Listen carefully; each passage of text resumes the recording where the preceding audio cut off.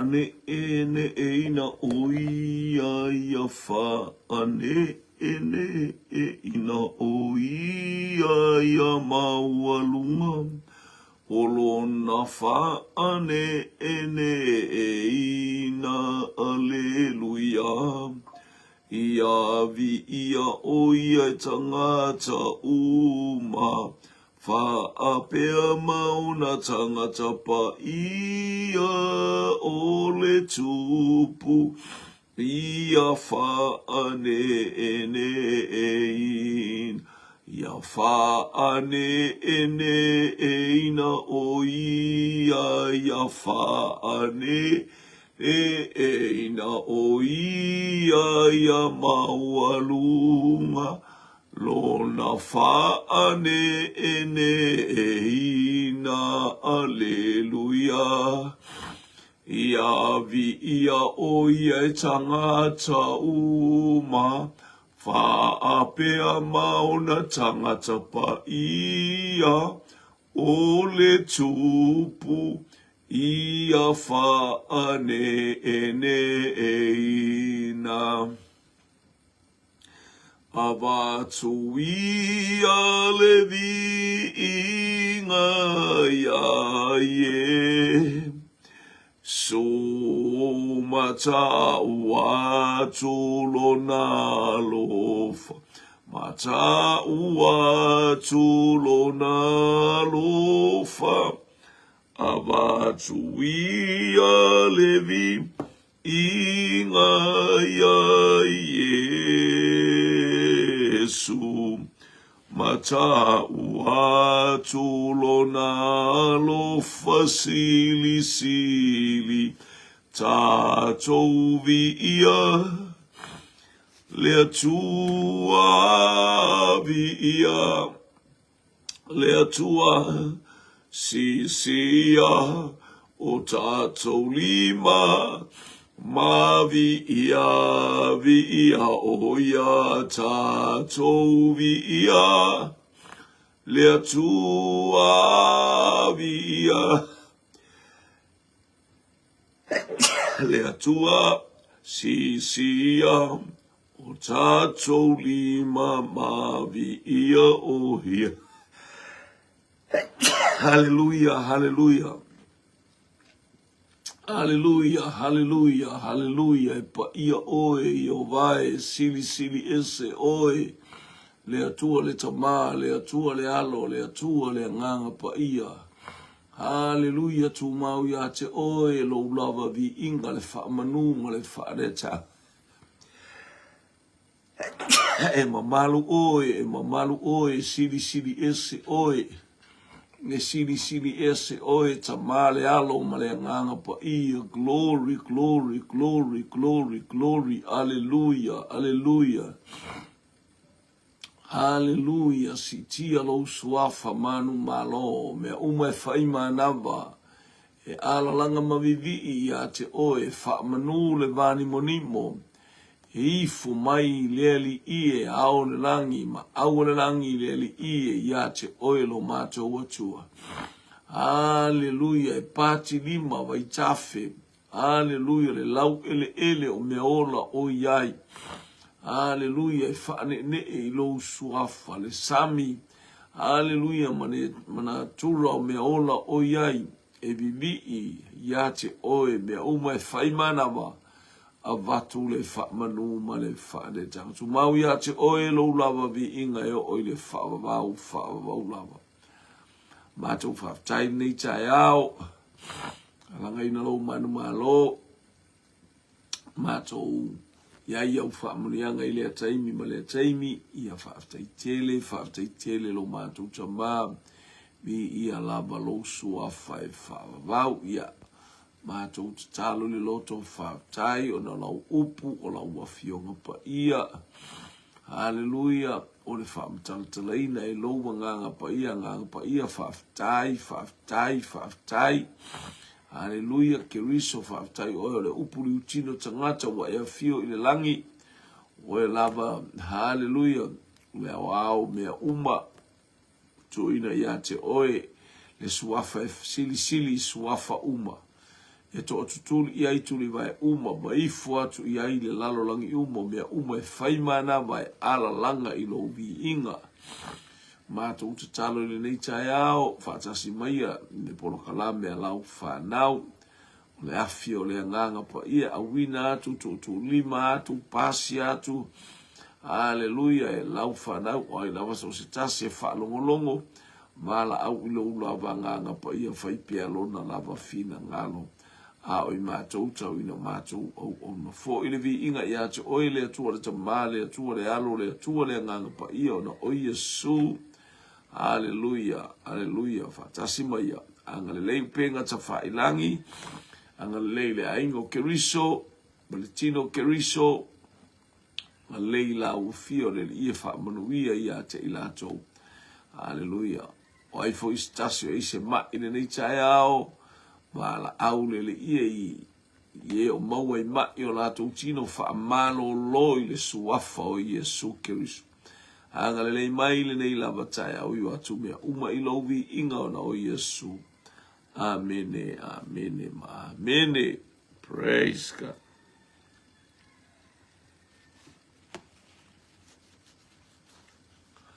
Hallelujah, hallelujah.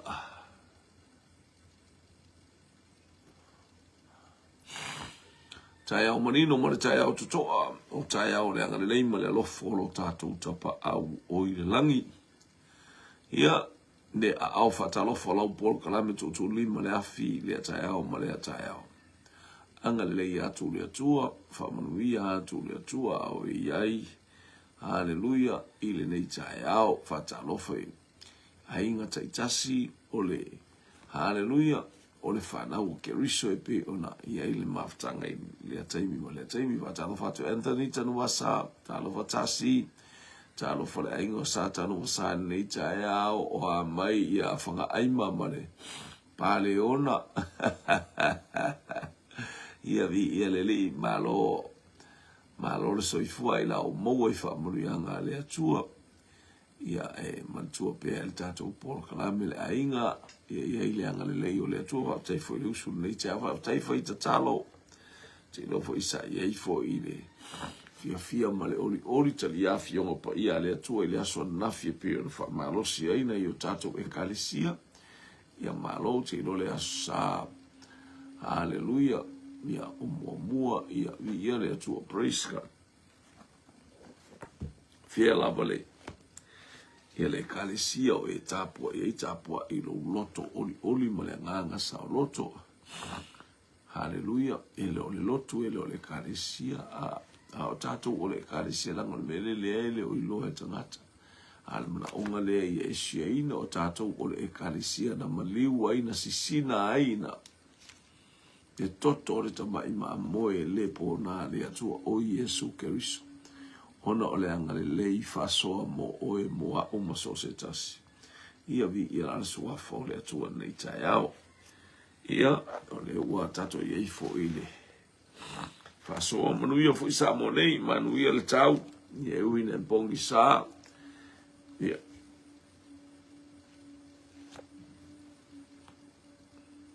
Ia ai. Praise God.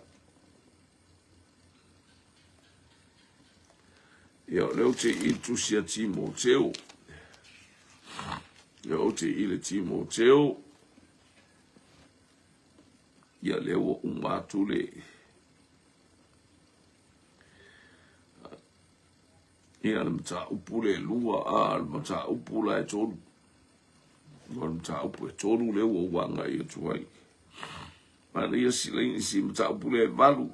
O le nei o lo mana o ia tatalo le fa ben tau po lo fai upue e valu o le nei o lo mana o ia tatalo o tane i mea uma lava o lo si ilunga o lima le ang sala ma ia le ita ma ia le masalo salo na ia fa va tuanga tu pa ia si o tato lima tau to ia bibi ia va talo sa mo si fo sami talo sami o mai nei tai au vi ia leli ia malo le usu ia te oltina malo fai te talo fa manu ia tu le tua praise se bela una le na ia Ia whamuru atu le atua Samuel nei tai ao ni ia le li i le angai mai. Ia uti alofa tele ia miro moa ma si o topi tonu. Ia vi ia le li. Ia i le anga le lei o le atua. Ia alofa tfo ia tanga a tanga i sawa i. Ta alofa tama lea mai Salt Lake City. Ta alofa vai fi au ia o vai atu o e nofo mai o i Salt Lake City ia talo fatu i le haleluya i le taulanga o ona a por taulanga o masima ia vi ia leli io e langa alfa matus pa ia fa mai a tala le masima a rono winga o le taste o mea uma o mea uma tau te whaia ia longo maria u fa matalanga ia longo le leila u launga ia longo le lei mea uma. Haleluya au mai ele nganga pa ia me e whau al tātou wha moe matulanga tātou te la unga ina ile upu ale atua ia malo fo il soifua Brother Hunt ia po Reverend Hunt ia po Pastor Hunt ia vi ia leli lewo ia Timoteo il mata upu lea e luar timo oi mua Timoteo il mata upu e tolu. O le whapea mai o le ngā luenga malea mionga a epikopo ma ti a kono. O le me tau ma le ti a kono e tau ma le epikopo ia. O le upumoni le nei a whai e nau se tase i le whaiwa o le epikopo. E manao o ia i ngā luenga le lei. Ngā luenga le lei. E loni ngā luenga whaale tonu. Tangata e fia whaima epikopo. Rowinga fia whai au. O le si matau tia lea. No mana ia le whaasoa i le upua. O le fia whai au a tā pena le alu le kuota a. Ia whaftai sami. Whaftai wa e whaamawarunga ina. Le ula taita. Whaftai. Matau lia e le se mese e mga whai au. Fia whai au. Pe whai au fo le kare si ala e whai pepa le kuota e. Ngā ole atuanga ke sina fia ia oe mare tūlanga. E lei se vai fia au e fiaru i New Zealand, e fiaru i Australia. E sole. E mana o ai e whaile me loto i ai, mo le kuota e pule ai oe. E fiaru i kuota ngā le kuota e tū le loto. Mr. Ngata e whai fia au ua wai ai. O i stein pēno whata e whamai o e su e ini manuia e su e siru mana i o le whanau. O ia la ngā ruenga ngai whai ia oi au whele atua le ke au ngai ai. Whele atua le tātou te au ngai o le atua nae. Hallelujah. O le manuia la ngā, o le lumana i na o lo wai. Ia whaftai le ua whātoru sfuru i o te ilo whortai mile ia mātou ua lima toru sfuru whaftai afa lima. Malo le usu, malo le whaitatalo. Ni ia leli, praise God. Ia sa o lava. Le fo ila ngona le maluru i nei. O le atale o ilo ele maluru te lo nisila. Ia le ua tau whaiane wa le ua o la talata fo ina uma. Ia o sa ismasina le tasi na sam.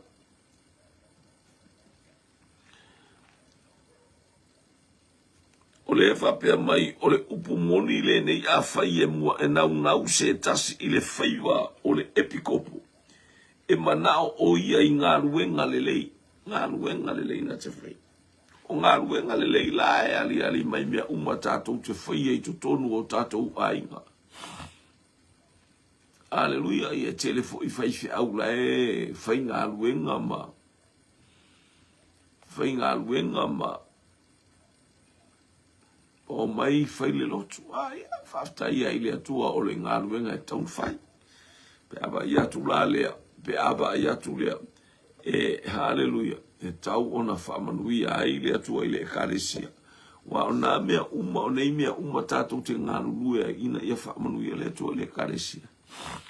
Ai le anga ono o lou mana o ia su e sovi inga ina ia su e whapelo poto mana o wata mai a.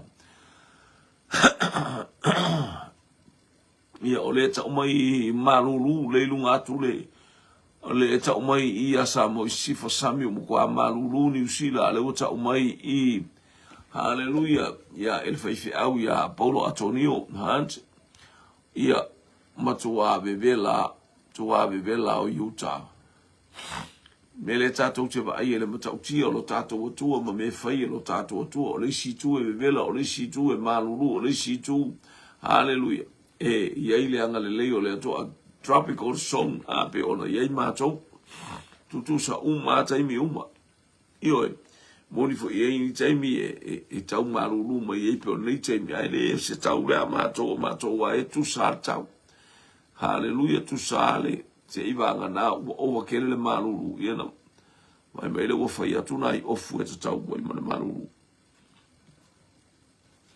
a leo tui il tangata umana ai whaima epikopo whaima epikopo le whaiwa le epikopo e mana o oia I ngā luenga lelei ngā luenga lelei o ngā luenga e wa aia e tangata e wa aia e tangata hallelujah nangwa le whatua tua e o whatasi ma ngā luenga e le ola le whatua tua pe ale ini ngā luenga le utatou lua le whatua tua o le whaarotanga nā o le whaarotanga le tua e tauna I ngā luenga e whai e le tangata hallelujah vi ia le li tauna I ngā luenga e whatino I le aso ma le aso taimi umalawa e whapena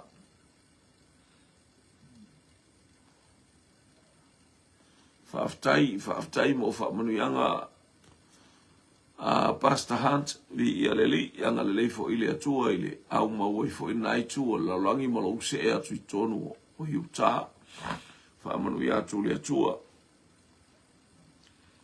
o le nei e tatau ile epu kopo ia le matau le angaina ia le whaia vai le whawhine e tōtasi o le mātaala o le whautauta o le a mi o le lei, o le a lofa I tangata ese, o le na te mawhaia o nā o atu.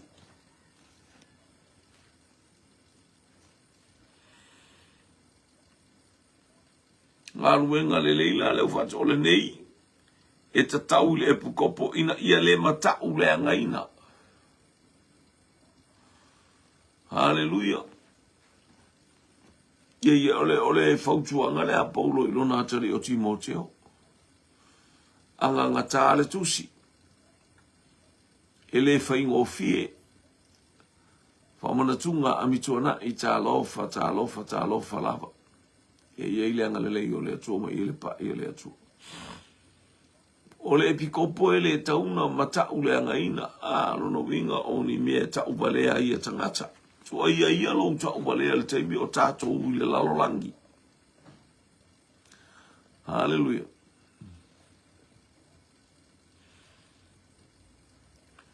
So ia lo tātou whaftai mo le whamalosi whaftai fo I mo le whatalofa le neita e ao whamantunga vi ia leli. E tua ia le leanga sa tātou I langa o le taimi le o tātou I le tino ao. A ua tato wo mai lo le fai mai fai bomua ia le mata ule angaina le pikopo. Hallelujah. E pe ana o sia to o le tele o isi tangata no fai sa mo atu New Zealand. Fai fi au. O atu ai te ua fa pe ana se tangata tau fa se e mas tangata. Ke lo o e le la fai ko pe pa ko ke o mai fa ka ko lo.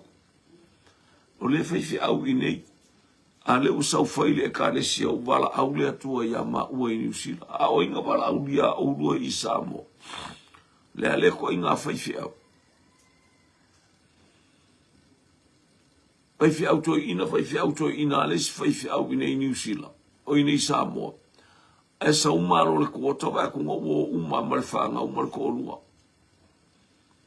Ai lua e va alba lua marifa upunga na fai mai o esu lumana I se iwa vai pe se me lumana I no se ala whanga o kengi. O lono winga I ele me sili a kūkangaka I le wa ai o le whaifi au a. E pūmo mo o le whaifi le mawhau o le tangata. Ma le whainga o le tala. E le ngata ina alu le whaifi au se mea le kālawhea ngai o le alu o le nofo le galu e gale atua ala e mafaufau anu mana ia pe a fai pepa o lana whanau pe a fiao ai au o le faia se pepa o le fai o le fai fiao ai fai pepa o le whanau o le fai fiao Hallelujah ala e ta umai e ese le mele anganga o no le fai a te ia le pepa o isi a inga e tusi le pepa te fafini e tusi le pepa te maloa na anu le fa pena e lunga le kuota fai fiao na ele o la lelei o lisi foi fai fiao e no foi New Zealand ai o anga i Australia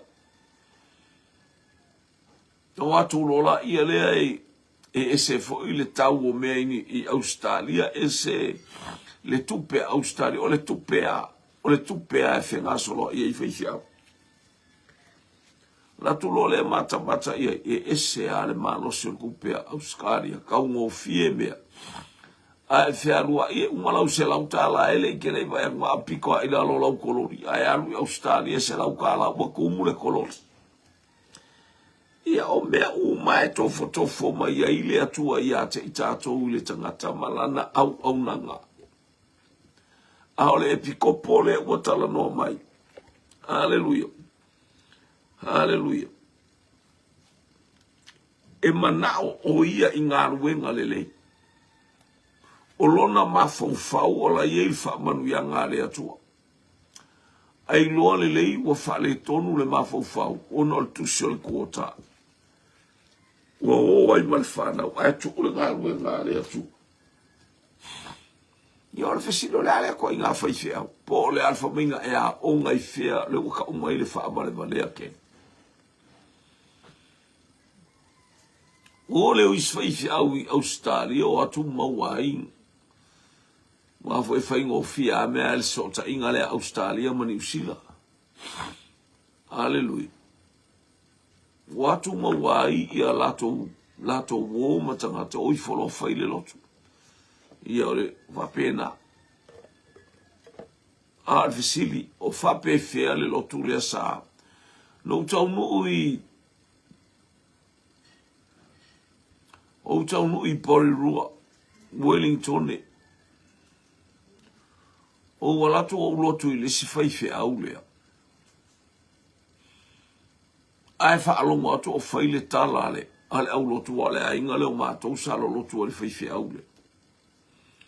Ai wha mai o le whaife au la ala asmo siti ai. Ua siti au mawara la manoa mare ngā le meo i Australia. E oi e whātū se lotu. Ai lo stangata whātū lotu o le whaife au no foile. I le meka o tita i pei. O le mea la e maali ai. O le whaili na totongi e lista ngata na sava ai ale. O le whaila utusi. Sana o whaili.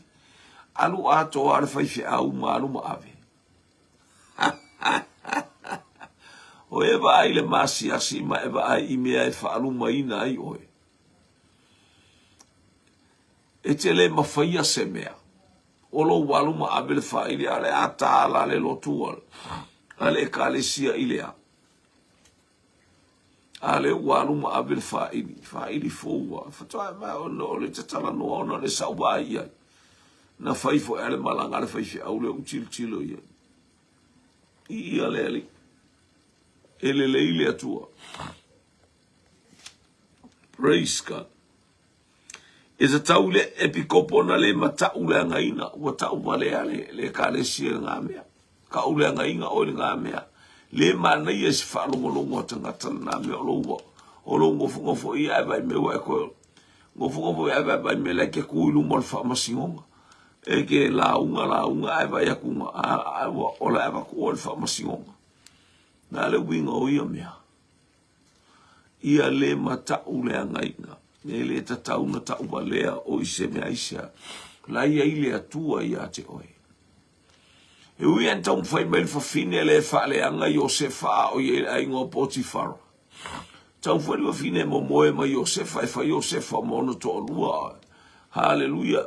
Fia whai awhea ia Iosefa rai e lono to lua le alu tamalo e ta milo ia ai kupito. Atu Iosefa le ai. E ai. le ilo e lo umatai se mea I tono la inga le o le ilunga o la upule.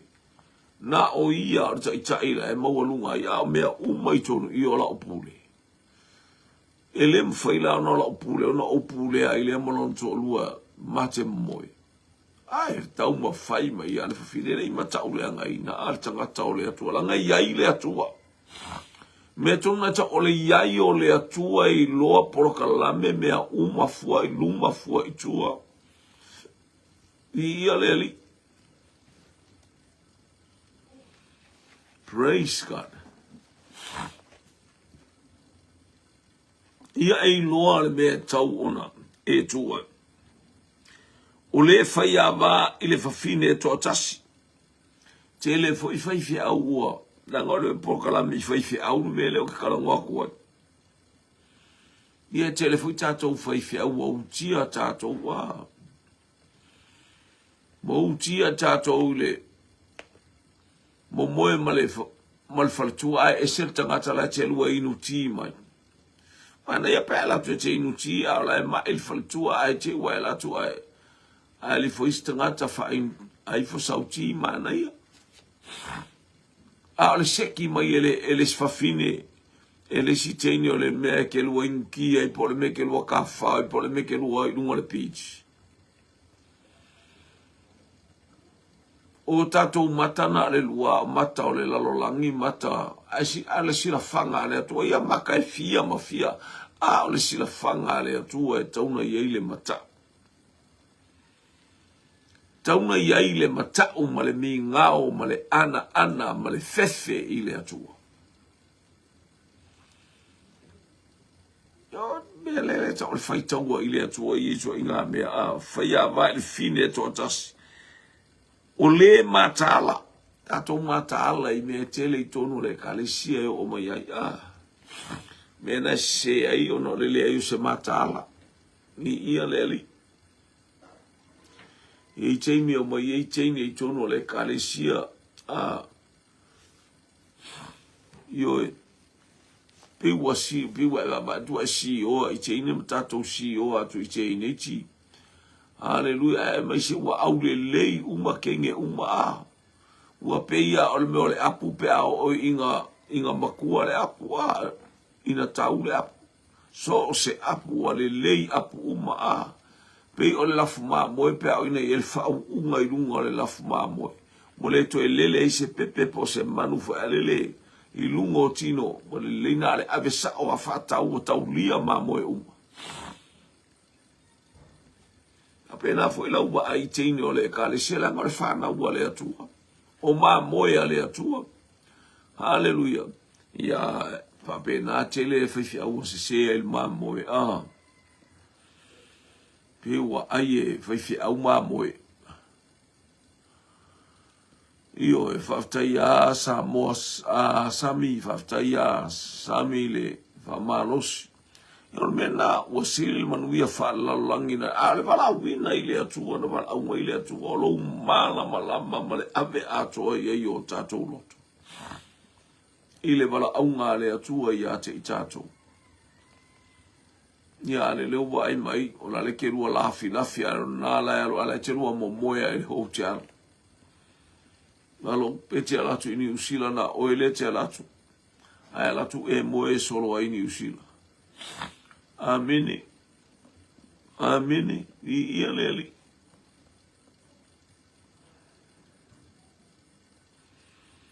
O le whautauta. O le a mi o le lei. Ia me ngaka o le. O le mana onga leo le atua e tatou a mi o le lei whautauta. Ina I ei whaamanu yanga le atua I le ataimi ma le ataimi a te tatou whautauta. Io e whautauta le lei mea uma a mi o le lei. O lau a mi o e malia I le loto o le istangata. Fia I le istangata. Ai a batu la tatou a mi o pa a mo tatou a mi o I le tala whengai. E wa ai mea tangata o le whaiwhia mkwa ingo. Istanga o mea na uo e se istangata ma le loto.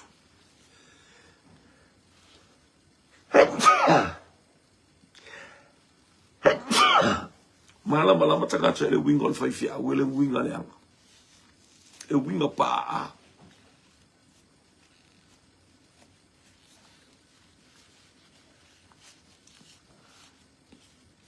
Me le anga le fia faiteni le fia faiteni o lalolangi. Ai o nga alu le lotu. Mo mawole aba. Ai alu le lotu to e fia faiteni ai teni. Ai le faisana teni le lalolangi. Tauna la tua e pasi atu ia mea pai kenge le lalolangi ai la ku. Fako afai kenge le. Fako ala ku so e ko alua ala fer ko alua.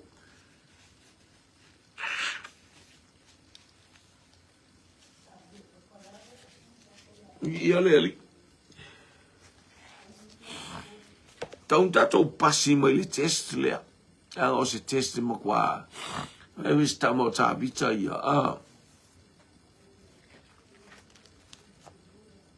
O le mea foi a ta vita sa mo to lua e ono mai persep sa mo o ta.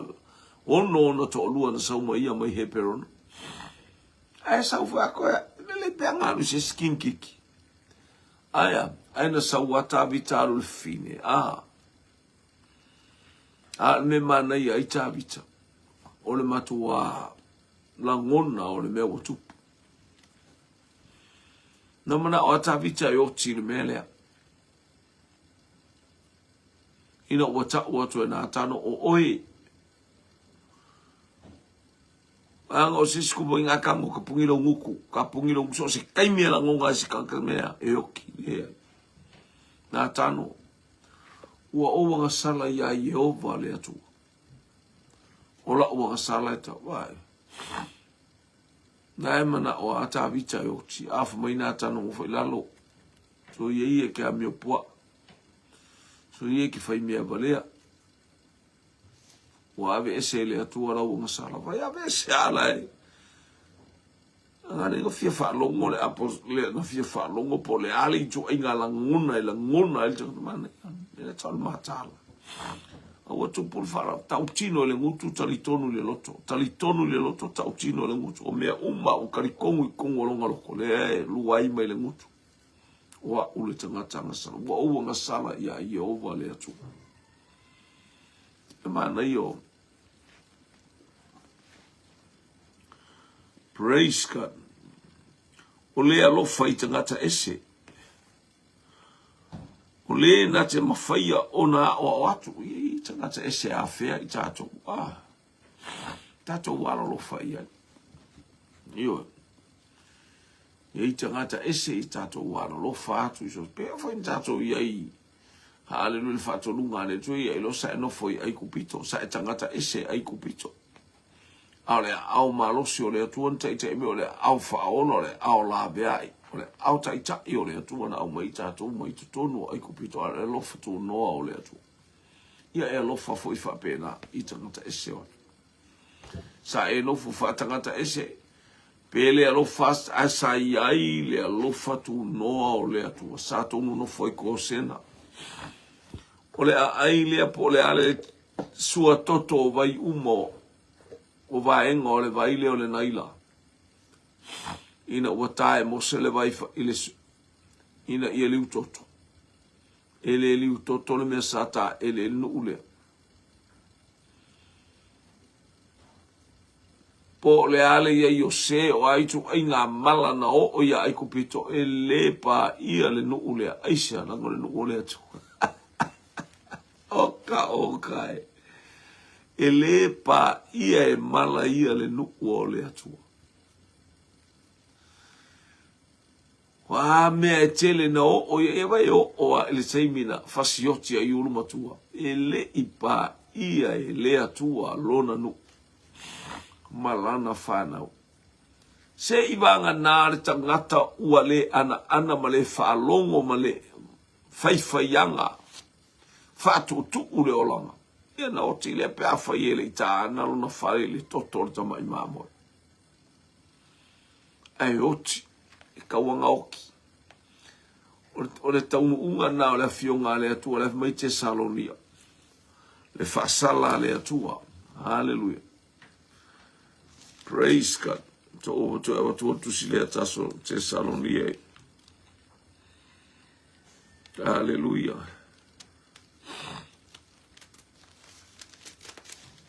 Tala no la to o fasala e tu samale upumoni. Hallelujah. Praise God, praise God, praise God.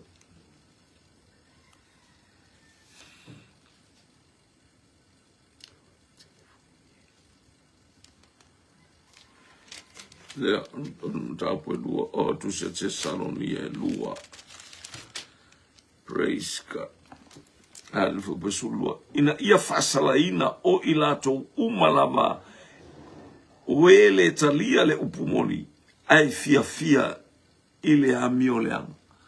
Fina ngalole ole tu e fasala ina ilato o ele fia ile upumoni. O ile upumoni o Yesu Kristo. Ai fia ile amio leang. Ia le atu, fasala ile atu. Tato wanga ima ile siva enga le ol tato porka la mele chaya. Foi pule to. Ele se inu tele I waina. Ele se faz tangata, au falongo mena tangata ia inu, waina inu pia. Ele oni waina me inu e faifi au opia.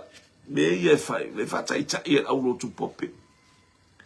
Le fai me ia tus pa yo lato mo lato faa inu mia, le lalolangi, le waina o le toa sao le atua. E fai ia le lotu ma inu waipia. Ia ele ke le fai le au fai fi au e mai se ala whakai ka inga e fai au lo pope. Le fai ele au fai fi au. Inu pia ma ioe.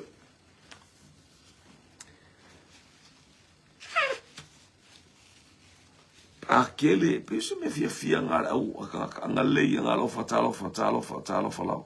Pia leli. Praise God. Ele se inu tele le waina, le fa mai ele ingu le waina. Aelo so makua e fulia e ingu lanki ulo fa vale ai pe onoa. Pe onoa le na tele noa. Praise God. Ale waina e impe ole. Si mele le mole avasamo, ole meo, ole waina na rama yata tauloa. Alengu watu oye tangata le meo le se mea malosi ole isi totonu. Na sui lo la le taste o le waina ua ye le me malosi la e fa le tonu wa ilo mafofau e fa le sui e ilo mafofau se mea o le avale tau tatu o le avale e tu I e fa feilo I malo e ke le ilo a tailo ia te o e mana a o wingu ava o ke ingu ava le ai mase mea ke ia wa e o ngai fuoi se ava ngane paul me le te vai e inu e malo lo si e tangata o inu ngai faile fale a wale la fa pena ile malosi ile esed na totonu e mana ia I o lato tino e a wale a lato ngalu ngai fai fato ale anga ina botaltala noa I lunga to I ina matupulanga I ona pone ia wa fai ia la nga upu ma fai ia fa so fai ia o ngala unga ai le lo fai se la unga tuspai ai le lo fai tau se mel tuspai a wa fai ia o ngala unga yo fai e fai ngā fai a vai le leanga. Te ia le fua o ngā ile apa ele o ngā se apa Samoa. Samoa ele o ngā se ivanga na wa etu ua ia I se me o se isi po le a se me fa lele se isi fua lingia ia ingi whangupia peke fuka o ngā le whape ngā le vale apa ia. Na tatau sa au mai a o le sua o le la apa. Na mai le inu tari ai malo a Samoa. Ia leli aele ai mase ava ke rolo e o nga uka fiu e ingu ava ele ai mase be ka ke rolo ke uka kifa vai mai uka ele ia leli e ma il tino inu le ava ele ava Samoa aele ai mase me ele anga ile me le ava Samoa isa le anga le me tatau sa o mai ai pe ole waina tatau sa o ale waina a wasui lo ka kale wainga ile me manos saulo ua le o e fangu waina ia ese mai le mai ia le ali fa mai Yesu e le so te le to inu le so le waina wa o vai ia pe o vai inu ia la to o te inu mia le waina fo le malo le tua fatasi ma auto talo no ile nganga pa ia praise God ia saula ia lea ele fastangata ele manu i oloa ele fastangata au ale ke ka ele ekalesia e ngofo mafasi isi mela ke ia wa fas haleluya we vai mai le ekalesia file mule la fuma mo ele isi se tauta la u ele li wa fas pe te sawa o tangata fa fia ko pe fa fia sili fe fa maulunga mo le ai que sausa e fusu le maia po fesa e fusu le alo ulu pesa e fusu i fia aleluia e saufa ai lau fusu pe na des fai fia au sa o sa ma o le fia au sa fusu aleluia o sa un el fai fia au no fu fa pe i loa mai le karisi o ia sa fusu le maia na papa a es fa le con kagas la amel fai fia au fa kauku io fa ai atua o ia safusu ia loa mai le kalesia o ia safusu no amon more ke le ko e fusu la langi le o e fusu nga luenga le atu mo e loa alo e loa apakaki wa la ko inga meva pena apakaki la le upole atu o au kore inga e fai mai le upole atu aleluia ele fastangata ele manu o loa ele manu Haleluya. Ni ia le atua. Le svaifi au a fai sa nga mea fe matau le tatou te loa uma. A ola ina fai sa nga mea le karesi e fai mea fai fi au a matau ia e ese a le tūlanga i el fai fi au e la tu whaalolongia mo le fai fi au. Au mai ma mea le kalesia le la tu fa mea le kalesia le uto e tu fa to i ma mea le fai fi au ala ngofu al fai fi au le fai me se kama. Le ai le wai ele ma ku unga lele. Haleluya tinga le fai fi au na au ia malon to lu le se fa ngau.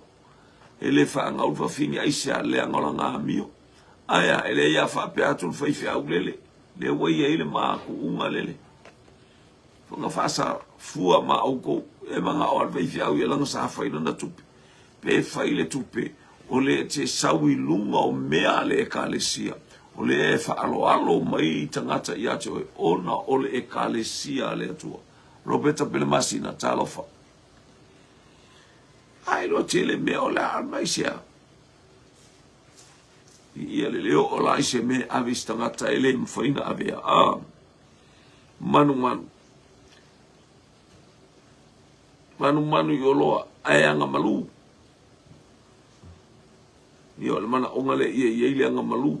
Nono bingo le loto solia tangata esele fa manu yainga ele se fai fi naunga ele se mata pe ai tupe e ala no fi na ono tupe pe fi ngau se kangaka pe fi ngau pe tausi ale ke le mfainga lo fi ngau muska kole kalesi o ka se o mai ka ole ma ka mai la sa o ma ko kupe nga ba ko haleluya ele ngi mea ia ilo le pe mo el fai lau tusi mai o le fai fi auanga ke polokala mea ke ia mea uma. Tilo ile nofo le lei o le kalesia. Waftai mo le fatalofa. Bi ia le li, waftai mo le fatalofa. Ropeta, ia le li, tato wo mai. Au le mata pe ai tupe. O le pule le lei lona aing, lona lava ainga, pule le lei lona lava ainga. O lo o ua ususta ima ia te ia o lana whanau ma le fifi le mulapa. Pule le lei lona ainga. O le lei ona e pule lau whanau, e te alatu fo e te pule le lei fo ilau ai. O i e lo uso e matai. O wartangata matua le e o le ainga. Mai to tono le matou ainga ato o wartangata matua le iei. Hallelujah. Yeah. Wa ua tauno matai.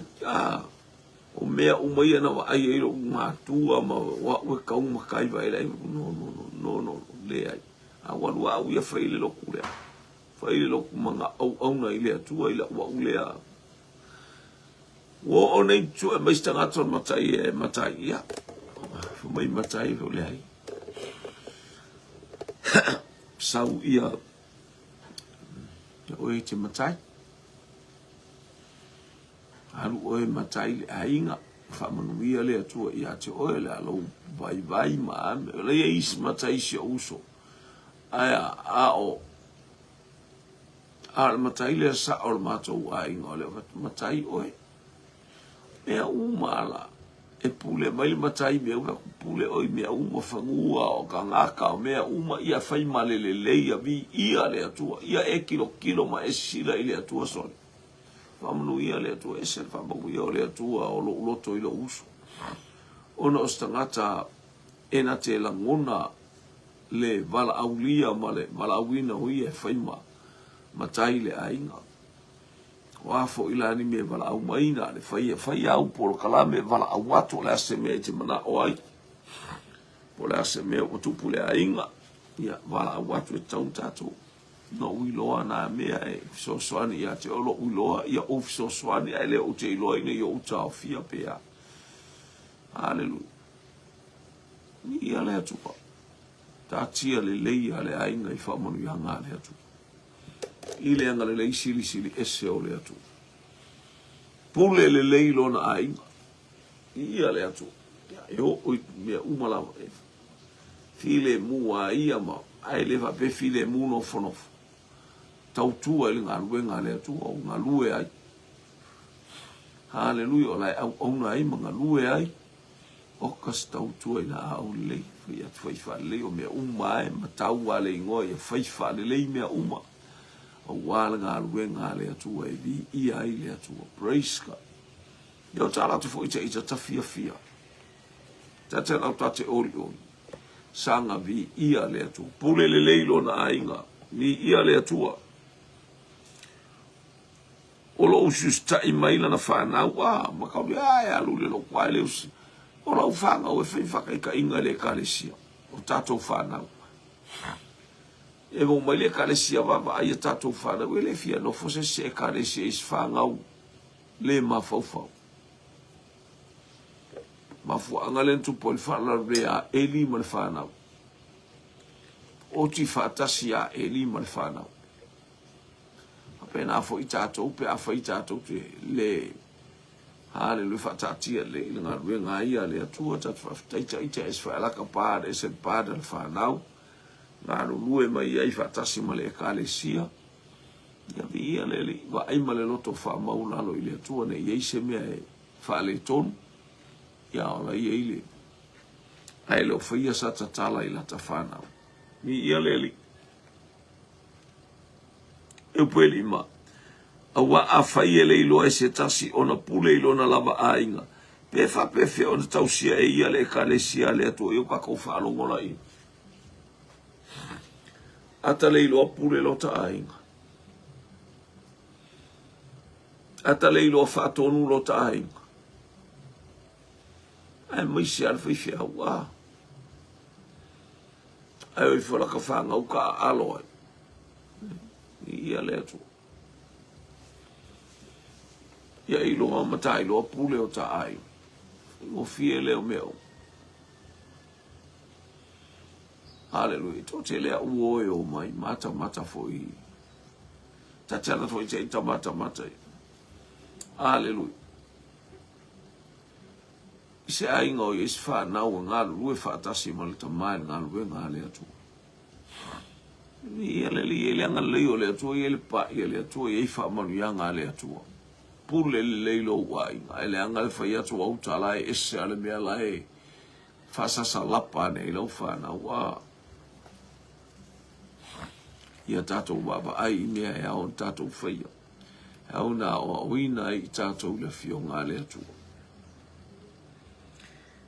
Ele se whato a lotu ne i whawhewhete ina whangata mai i tātou e upu. Ele se whato a lotu ne i whawhewhete ina lona loto. Ona pa ulea o ia ile whaasala le fti apolo, ele se whaato a lotu.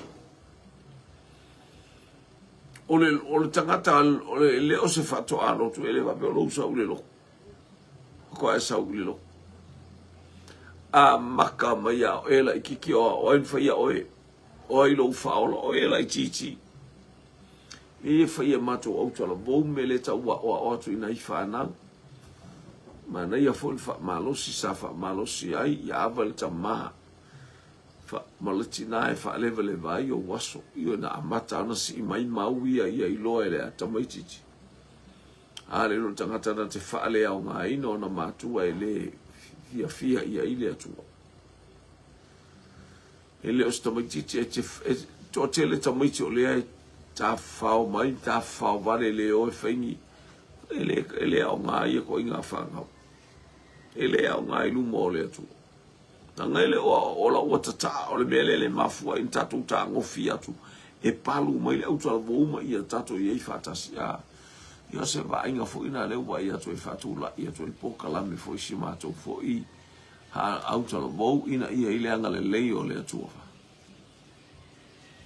io ina ia inga luenga le leima ia ele o se fato alot a mata mai ana e whaalongo le leo matua e usta I o matua e ke o lange ua e sawan mafu angana na laina wa ai ele atua na o ta vita na o ta vita na iloe ele atua le loto o tangata o le loto vivi a maka mai a ilonga o langa la kiki o ska I alu fai tausilo na matua tausile a inga alu iu teile vau, le ato o tangata ngalue. O mea umala te wa il mamoe, ao i tu o e tausia se lafuma.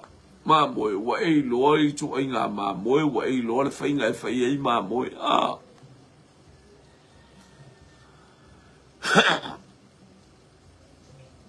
Ia e loa me whai ei. Ia e te tupua ele ale whapea wa e whai whai aru e a ongai whea, ongai whea ngai so le molau ngā unkuspa ia ngā. Ai ke le uska ingi makua mai malu kaimi. E o whai atua uia I atua e mai maulo utaimi. Langa le wasa wa suele atua ai ke le suele me le tumaile atua aba I o matua. Ne kausia mangi makua I Samoa le kausia ngi makua ngi usila le kausia ngi makua I auska fele meo ko wola I mko makua. La ko ke ola ako ala wa e alu e fiusto ina masilo matua e wala watu se me aya la e whai ale mea la e teilo aia ke lea o ngā. A e whai mai ata o e makua e whai kaulanga I le atu whai mai maula o kaulanga. Ai ke le whaalongo I o matu e sili le whaalongo I lole. Ngā o le māmoe. Hallelujah. O le usta I e sili le ngā ole ma le whaalongo e sili ngai lore taulanga. O lo whaalongo. Ai fo me ola o fai au kaulanga o lo fai kaulanga ia ke le fai kaulanga ke le lo fai lo ko mamalo ki nga o feo ki fo yo makua o nga yo uso le ngai Samoa haleluya ai ke le la fo ma ye se me so angi ai la ko ma malu kaimi anga ele se fato a lotu e pia ta mai lo lotu lo walu le lotu mai le amakanga o oilo ainga mai ko le mukoka fa solo mai ai e go fo na lo fai apa fango lele wa e kula yange e ke aru waku nga ngava mai au makua e manguia ngo manguia mai fia mai le atua hava I tama martina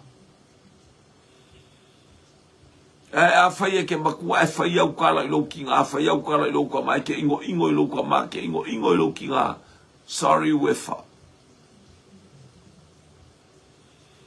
ele o e se atali I po se afine o ye se fa manu yang kangi lungo le woki sko inga masino ko mai maule kaimi le ai se uska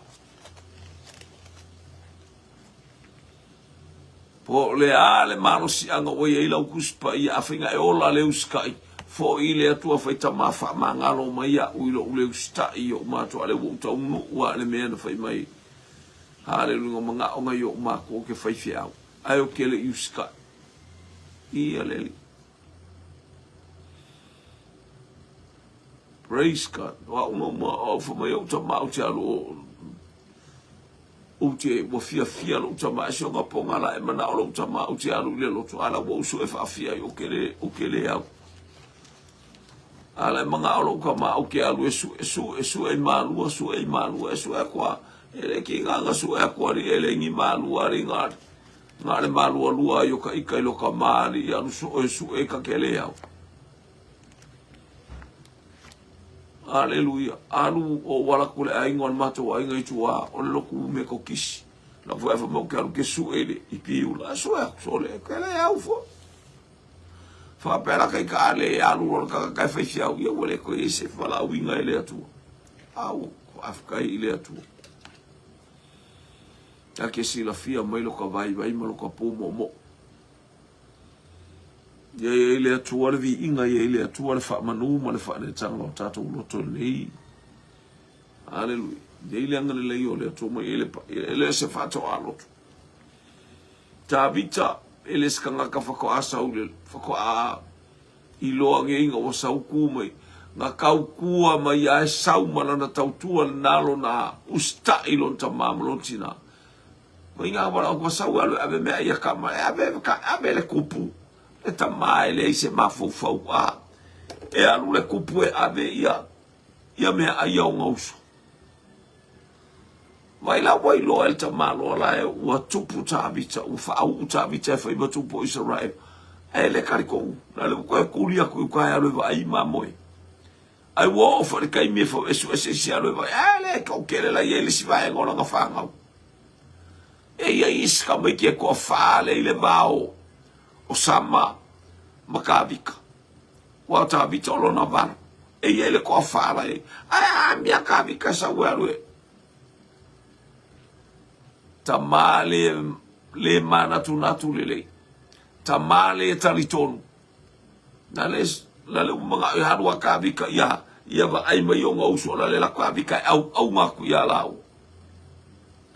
ko ai ngalo ai tama la le wa ta pena le tu le la kunga le kavika wa va ai male tupu sole ka kongo ale fa me Samuel ya ke wa ave esel baro le tu ave diskanga aku ala kiki kere kangaka ele se fato a lotu famunu ia le tua ia te oi ai e se me e te ilo wa e vave tele i fata unu ina po la te alo e se me nga sa ibi me na ina ia eva ai of to fingo e pikopo ele se fato a lotu ona o Yesu amen amen to God be the glory forever and ever amen. Tars malu awina tu tato po kalame ai mainu pe atu sai fo fuango nei aso. Amen.